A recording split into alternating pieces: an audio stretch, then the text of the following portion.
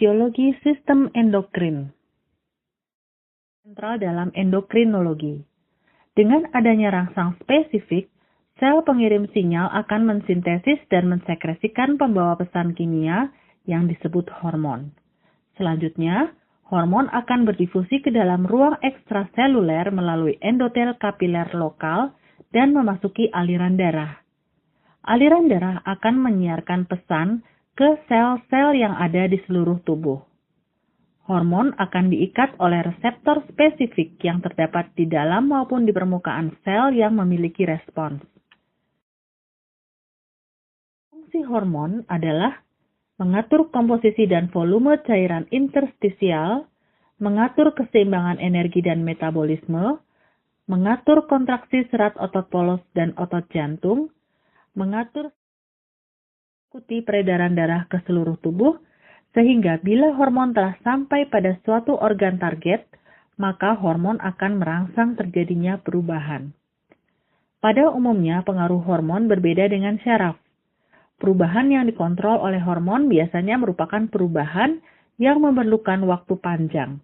Contohnya adalah fungsinya untuk melepaskan atau disebut juga dengan releasing hormon atau menghambat hormon stimulator atau disebut juga dengan inhibiting hormon dari hipofisis.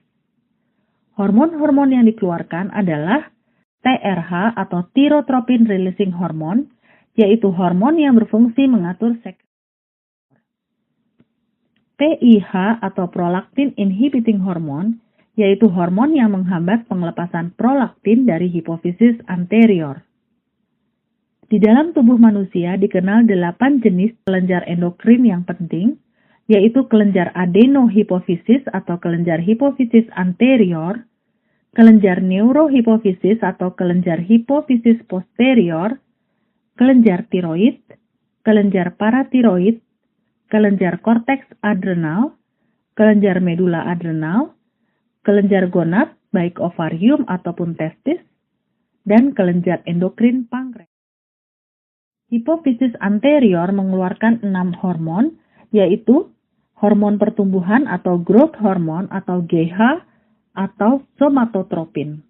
Merupakan hormon utama yang bertanggung jawab mengatur pertumbuhan tubuh secara keseluruhan dan juga penting dalam metabolisme perantara. Hipofisis posterior membentuk suatu sistem neurosekretorik yang mengeluarkan antidiuretik hormon atau ADH atau vasopresin. Hormon antidiuretik atau ADH dibentuk di nukleus supraoptikus dan paraventrikular hipotalamus dan ditransport ke lobus posterior kelenjar hipofisis melalui akson neuron penghasil hormon. Hipotalamus memproduksi ADH, sedangkan kelenjar pituitari posterior pada orang dewasa beratnya lebih kurang 18 gram.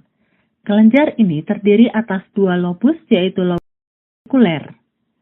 Di dalam folikel ini terdapat rongga yang berisi koloid, di mana hormon-hormon disintesa. Kelenjar tiroid menghasilkan 3 jenis hormon, yaitu T3, T4, dan sedikit tiro oleh ATPase, ion klorat, dan ion sianat. Sel folikel membentuk molekul glikoprotein yang disebut tiroglobulin, yang kemudian mengalami penguraian menjadi monoiodotironin atau MIT dan diiodotironin atau DIT. Selanjutnya terjadi reaksi penggabungan antara MIT dan antagonis insulin. Di bagian posterior lobus lateralis glandula tiroid. Diameternya sekitar 5 mm dan seluruh massa kelenjarnya yang berjumlah sekitar 2-6. Atur mekanisme untuk konsentrasi kalsium dan fosfat ekstrasel melalui pengaturan reabsorpsi usus atau pengaktifan vitamin D, reabsorpsi kalsium di ginjal, dan pertukaran ion-ion antara ekstrasel. Kelenjar adrenal pada orang dewasa memiliki tinggi 3-5 cm, lebar 2-3 cm, dan ketebalan hampir mencapai 1 cm dengan berat antara 3,5 sampai 5 gram. Tiap 80-90% darinya terdiri atas kelenjar. Bagian kecil yaitu medula adrenal terdapat pada bagian tengah berwarna coklat kemerahan.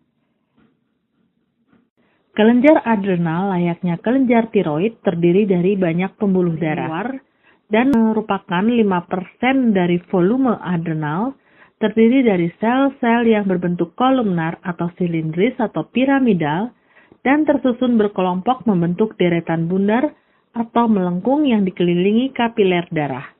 Intinya bulat, kecil, gelap, sitoplasma mengandung granula-granula basofil dan tetes-tetes lemak yang tampak seperti vakuola. Zona ini menghasilkan hormon mineralokortikoid, di mana hormon aldosteron merupakan salah satu hormon yang paling kuat. Asam lemak bebas di plasma dan juga mengoksidasi asam lemak di dalam sel. Kortisol menghambat respon inflamasi pada reaksi alergi, di mana kortisol mengurangi jumlah eosinofil dan limfosit dalam darah atau membuat atrofi sel T dan antibodi. Pankreas merupakan organ lunak berlobus yang terletak pada dinding posterior abdomen di belakang peritoneum. Fungsinya sebagai eksokrin maupun endokrin.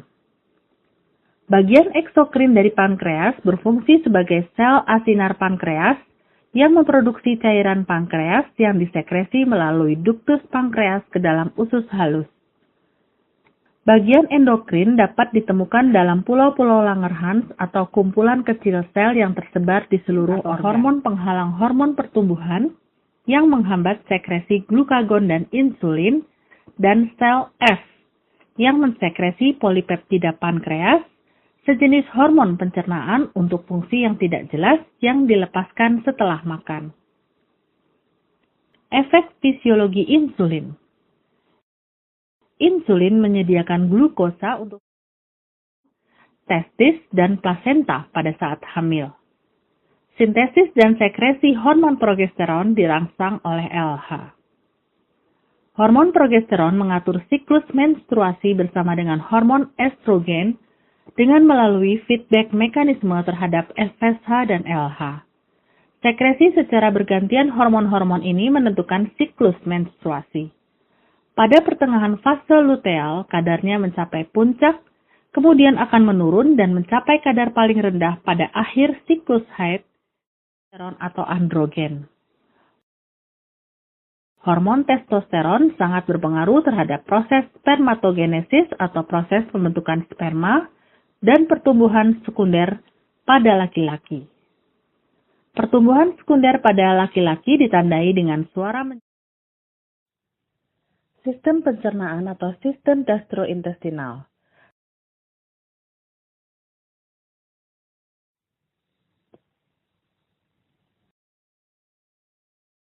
Sistem pencernaan termasuk traktus gastrointestinal dimulai dari mulut, faring, esofagus, lambung,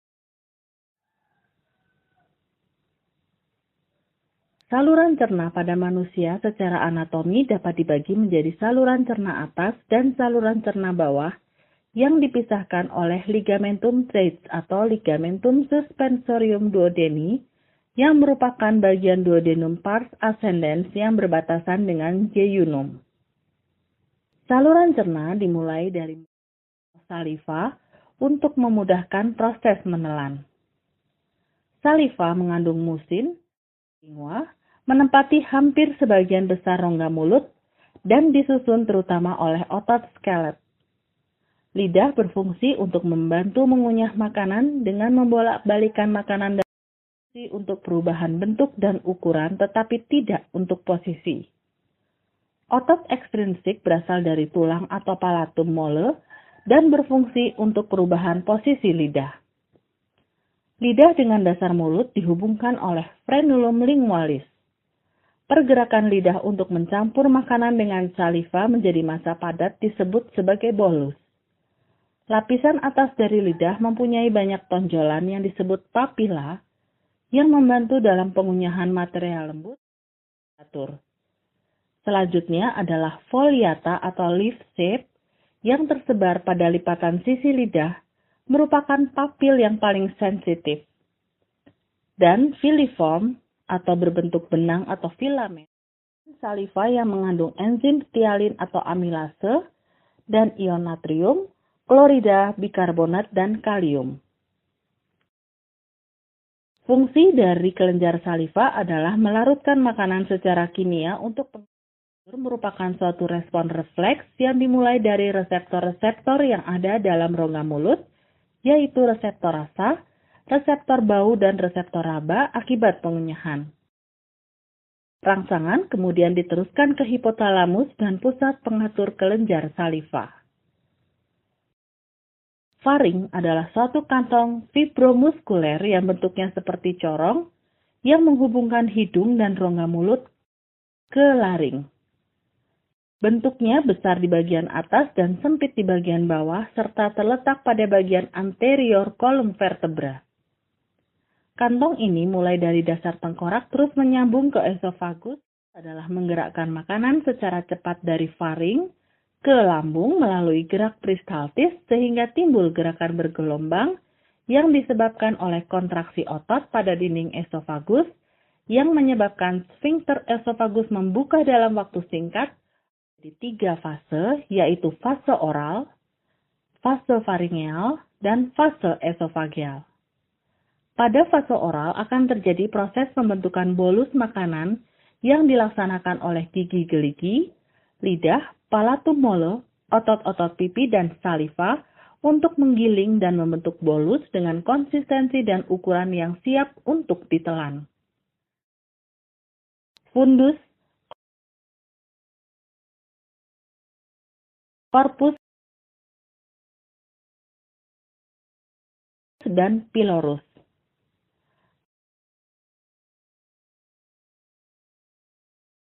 Kardiak adalah area pertemuan esofagus dan lambung atau gastroesofagus. Fundus merupakan bagian yang menonjol atau bagian proksimal bahan makanan di dalamnya, serta mencampur secara sempurna dengan getah sekret pencernaan yang dikeluarkan oleh lambung.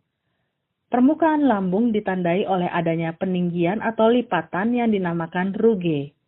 Invaginasi epitel pembatas lipatan-lipatan tersebut menembus lamina propria, membentuk alur mikroskopik yang dinamakan gastric pits atau foveola gastrica.